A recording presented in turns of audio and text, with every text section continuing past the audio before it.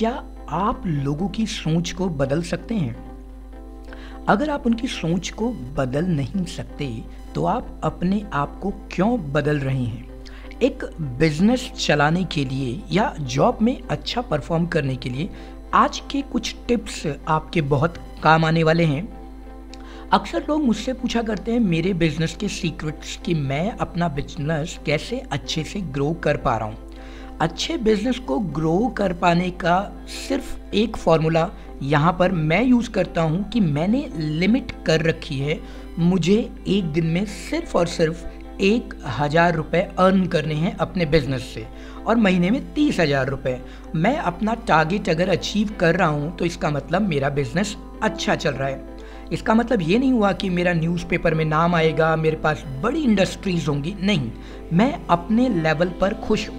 ये तो बात हम सभी जानते हैं कि भगवान ने हमारे लिए एक लिमिटेशन दे रखी है, कोटा दे रखा है कि भाई इससे ज़्यादा आपको नहीं मिलेगा।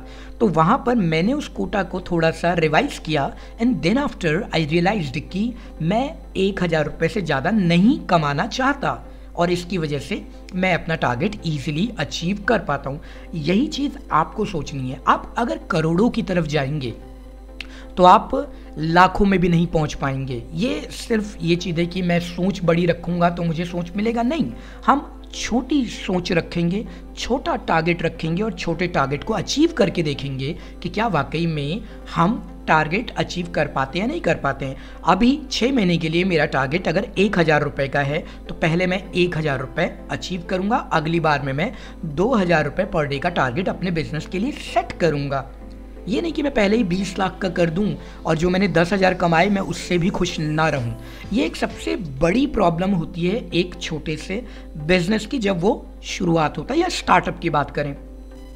तो यहाँ पर सबसे पहली चीज़ कि आप लिमिट कीजिए अपनी अर्निंग को और उसको टारगेट करके अचीव कीजिए छोटे पार्ट्स में। इसके बाद लोगों की सोच पर ना जा करके अपने प्रोडक्ट, अपनी सर्विसेज की क्वालिटी के ऊपर जाते हैं। सोच से मुझे एक छोटी सी घटना याद आई और वो घटना बड़ी इंटरेस्टिंग है, जो मैं जब भी सोचता हूँ तो मैं अपने आप में हंसने लगता हूँ। अभी दिसंबर का मंथ चल रहा है, लास्ट वीक संडे को मैं अपने घर से बाहर निकला और जब मैं बाहर निकला तो मैंने एक शर्ट पहन रखी थी, वाइट कलर की चप्पलों में मैं घूम रहा था। अब घर से बाहर निकलते हुए और वापस आते तक बहुत सारे लोगों ने मुझे देखा और बड़े घूर करके देखा, तो मुझे लगा कि शायद कुछ गड़बड़ हो गई। मैंने नीचे झांक के देखा, पैंट तो मैंने पहन रखी थी ऑफ कोर्स, लेकिन ये मुझे क्यों देख रहे हैं। तो मुझे याद आया कि ठंड में, दिसंबर के महीने में जब ठंड है तो सभी लोग गर्म कपड़े में हैं, एक अकेले मैं ही हूँ जो यहाँ पर सिर्फ शर्ट में घूम रहा हूँ। अब उन्होंने हो सकता है मेरे बारे में विचार रखा हो कि भाई लड़के को गर्मी ज़्यादा लग रही है, हीरो बना फिर रहा है, हैंडसम, सो मेनी थिंग्स, और गर्मी, जवानी, सो मेनी थिंग्स वो सोच सकते हैं। लेकिन मैं किसी को बता नहीं सकता था कि आखिर क्या कारण है।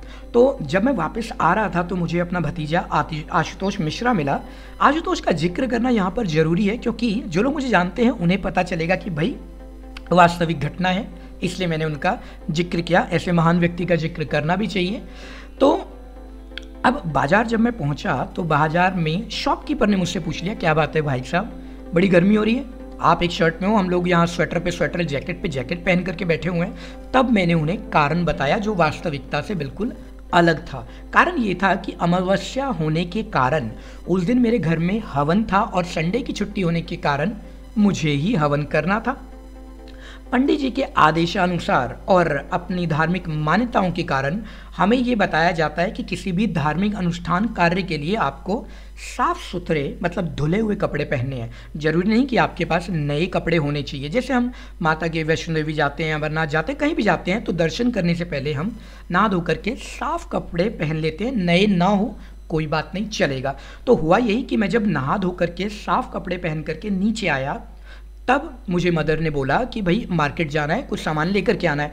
अब स्वेटर मैं पहन नहीं सकता था क्योंकि जितने भी स्वेटर थे, गर्म कपड़े थे, वो सारे यूज्ड थे। सर्दी में आप सभी जानते हैं कि गर्म कपड़ों को रोज रोज तो धोया नहीं जाता, तो यही कारण मेरे साथ हुआ। मैं मार्केट गया और वापस आया। अब आप देखिए कि क्या वास्तविकता में मैं हीरो बना घूम रहा था या मुझ में ज़्यादा गर्मी थी जवानी थी सो एंड सो, तो मैं यहाँ लोगों की सोच को नहीं बदल सकता हूँ। मुझे पता था कि क्या कारण है जिसकी वजह से मैं सिर्फ पैंट शर्ट में घूम रहा हूँ। लोग ये नहीं सोच पा रहे थे कि मैं गरीब परिवार से हूँ, जरूरतमंद हूँ, क्योंकि मैं बिल्कुल नहा धो करके साफ सुथरा घूम रहा था। तो आपने देखा इस घटना से कि लोगों की सोच आपके बारे में कुछ भी हो सकती है, लेकिन आपको उनकी सोच के अकॉर्डिंग नहीं बदलना है। बिजनेस में कहा जाता है अक्सर कि भाई अभी सीजन नहीं है, अभी सीजन नहीं है। ये सीजन वगैरह ना सब बेकार की बात है। ये आपने अपने माइंड में ना एक मिथ बना रखा है, कल्पना कर रखी है, ठीक है। ये सब हाइपोथेटिकल बातें हैं, इसमें कोई सीजन वगैरह कुछ नहीं होता। हाँ, ये होता है कि सेल कम ज़्यादा होती रहती है, वो ठीक है, वो आपके प्रमोशन और आपके प्रोडक्ट की क्वालिटीज़ रीच तक है कि आप कस्टमर तक कैसे पहुंचते हैं। अब आप देखो ना, इसका मतलब तो ये हुआ कि सर्दी में एक भी कोल्ड ड्रिंक नहीं बिकेगी, आइसक्रीम नहीं बिकेगी, राइट।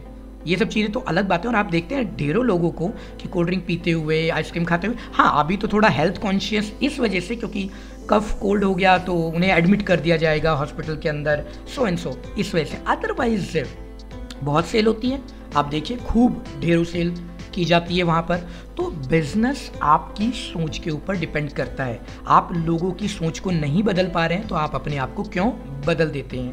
ये होता है अक्सर। देखो होता क्या है, छोटी छोटी चीज़ों में मुझे भी होता है। तो जैसे मैं पहले अपना व्हाट्सएप मतलब शाम को 7 बजे बंद कर देता था, तो मेरे एक परिचित ने कहा कि भाई आप इसको ना मेरे लिए 8 बजे तक रख दिया करो, ऑन कर दिया करो। अब मैंने उनके लिए 8 बजे कर दिया, उसके बाद उन्होंने मुझसे बात करना बंद कर दिया, ठीक है। फिर मैंने उसको वापस 7 बजे सेट कर लिया अपना टाइमिंग। तो देख रहे हैं, तो लोगों की वजह से आप चेंज कर रहे हैं, ठीक है। तो वो चेंज नहीं करना चाहिए, क्योंकि बाद में क्या होगा, आपको ना सिर्फ पछतावा होगा कि मैंने आखिर ऐसा क्यों किया। और पछतावा होने से पहले उस कारण को खत्म कर देना चाहिए। तो बिजनेस का सबसे पहला सिंपल फंडा जो है वो अपनी सोच को पॉजिटिव रखना है। और आप अपना टारगेट कर लीजिए, लिमिट कर लीजिए छोटा सा, कि मुझे 5 रुपये अर्न करने हैं अगले 1 महीने तक, 50 रुपये अर्न करने हैं, 100 रुपये अर्न करने हैं। उसके बाद आप आगे बढ़िए। एकदम से छप्पर फाड़ के तो पैसा नहीं आने वाला है, right? It will take time. So in that situation you need to follow this thing. अब बात करेंगे आगे हम बिजनेस में प्रोडक्ट या सर्विसेज ढूंढने की। एक ऐसा प्रोडक्ट, एक ऐसी सर्विसेज ढूंढ के लाइए जो यूनिक हो। अब ये सब बड़ा ना डिफिकल्ट हो जाता है, क्योंकि हम इनोवेटिव तो है नहीं कि हम यहाँ बैठ करके रिसर्च करके एक नया प्रोडक्ट निकालें कि भाई मैंने एक ऐसा टेलीविज़न बनाया है जो कि क्या करेगा, उसमें एसी जैसी फीलिंग आएगी, कोल्ड मतलब ठंड लगेगी, उसके सामने बैठने वाले को ठंडा करेगा, प्रोग्राम भी दिखाएगा।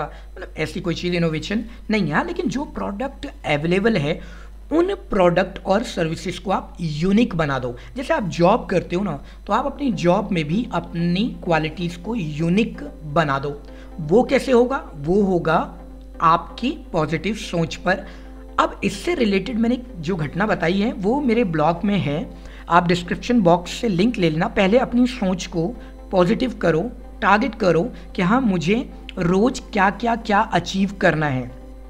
जब आप इसको कर लोगे तब हम नेक्स्ट स्टेप की तरफ बढ़ेंगे। और इस बात को साबित करने के लिए दूसरा पैटर्न यहाँ पर है कि आप देखिए मेरी वीडियो अपलोड की संख्या, उसमें कंसिस्टेंसी है।